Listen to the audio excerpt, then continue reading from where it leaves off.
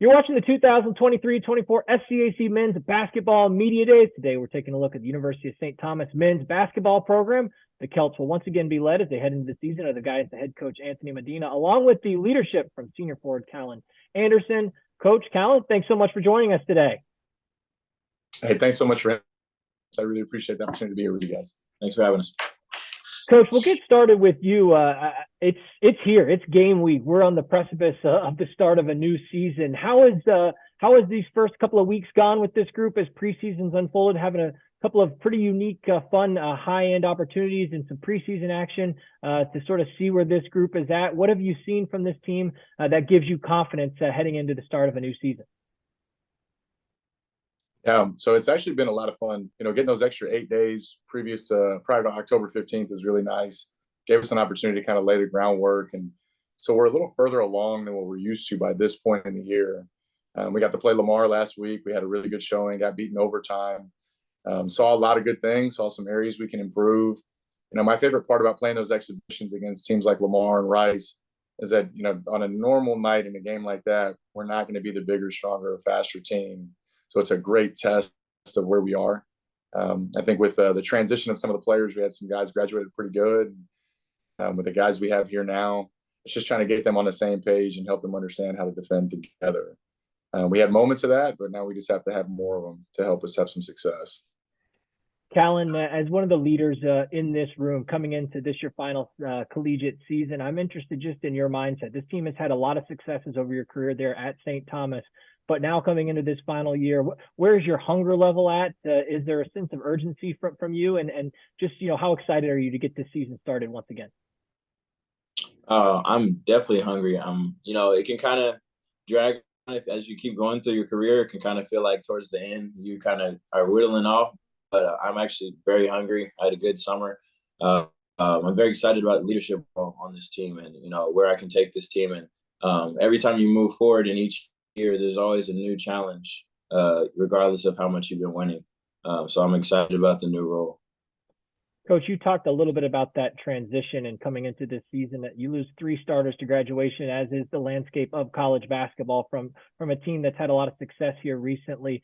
As you start to find new roles for new players that are going to fill some of those shoes, what are some of those challenges you face as a coach, and how has that transition process? Who are some of the guys that you anticipate maybe stepping up who have played some minutes for you in the past and you can see them starting to grow into some bigger roles heading into this year? Absolutely. Yeah, so Calen is going to be a big part of that. Between Calen and Andrew Adebo, those guys have been in the program for years. They know what the expectations are, and really they're the ones that are going to hold the standard on a day-to-day basis. So that's always going to be first. Nick Anderson and Angel Johnson, sophomores, I expect them to be really, big contributors for us on a night in, night out basis. And obviously Calvin was good for us last year, hoping he can have another successful year. The truth with the group is that, we cycle guys out, but we try to maintain a defensive system that's consistent. So regardless of who's in which positions, it gives us an opportunity to get enough stops to have a chance to win. So with those guys leaving and new guys coming in, Calen knows the system inside and out. So does Debo. And the hope is that they can carry the line while the other guys are learning it in the meantime. Calen, as a guy who has been through the battles and navigated the difficulties of an SCAC schedule, what are some of the biggest challenges you've kind of noticed over your career when going through the SCAC gauntlet? And, now as you kind of step into that bigger role, as Coach acknowledged there, what are those things that you've learned that are going to help you and can help some of these other guys that are filling in bigger roles heading into the season?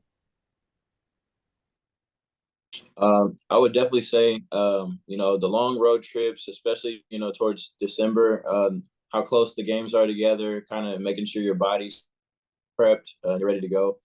And also just mentally being locked in. The games, mid-season after Thanksgiving, games like those, making sure you're locked in because each one counts is really, really important for us.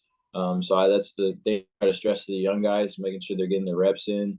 They're in the, getting rehab and making sure they're mentally locked in for each game. Coach, as I prepped for our meeting, one of the things that's always stood out to me is offensively, this team has been so strong, and you've been able to score the basketball, fairly easily with the talent that you've had. You've led the SCAC in scoring margin the last 4 years. But the thing that stuck out to me was your rebounding prowess. Now, 4 straight years, this team has led the SCAC in terms of rebounding margin. It's never been done in SCAC history, going back to 91, 92, keeping that stat. What is it about this team that's been able to be so successful on, those rebounding and gaining that edge? And how do you kind of try to continue to expand on that heading into this season and continue to make it a real strength?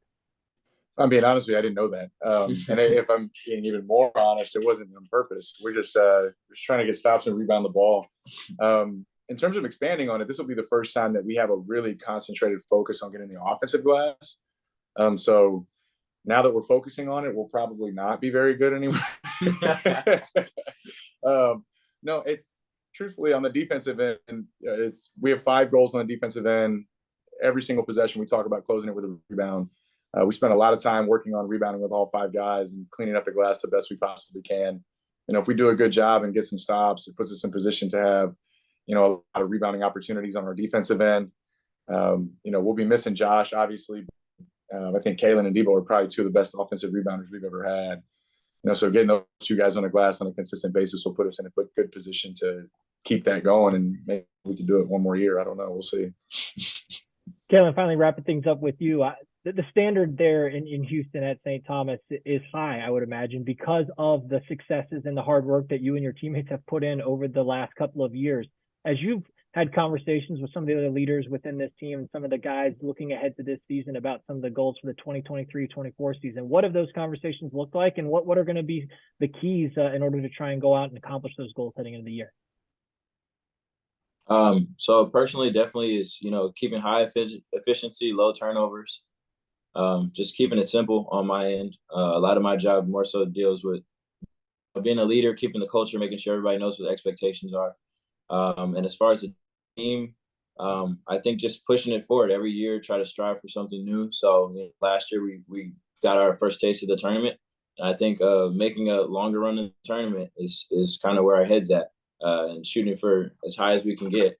As long as we keep those expectations high and every day is a dogfight in practice, I think we'll accomplish those for sure. And Coach, to wrap things up with you, success, it can be quantified in so many different ways and shows up in so many different forms and fashions. When you talk about success with your team, what is that message that you really try to portray with this group? How do you try to define successes, and what is it that will be key for you to continue to have those successes heading into the 2023-24 year?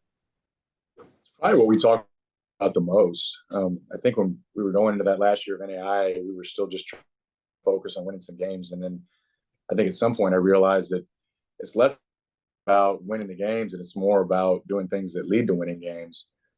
So for this team, it's more about just getting better at things that lead to winning and focusing on those.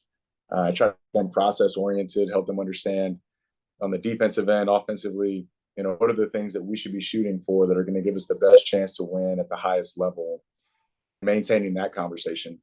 I think that focus is important because, we got beat by Rice pretty bad last night, but we walked into the locker room and had a conversation about things that we did that can lead to winning in the future. If we win a game, we're going to turn around and do the exact same thing. Our process will be the same, win, lose, or draw. And so I think that mindset helps us, because it removes the emotion and that roller coaster ride of a win or loss, and keeps us focused on things that impact winning instead of the scoreboard itself.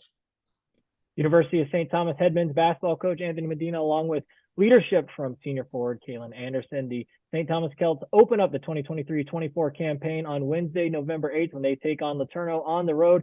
Coach, Calen, thanks so much for joining us today, and best of luck as you head into the year. Thank you. Thanks. I appreciate it, Russell. Thanks, man.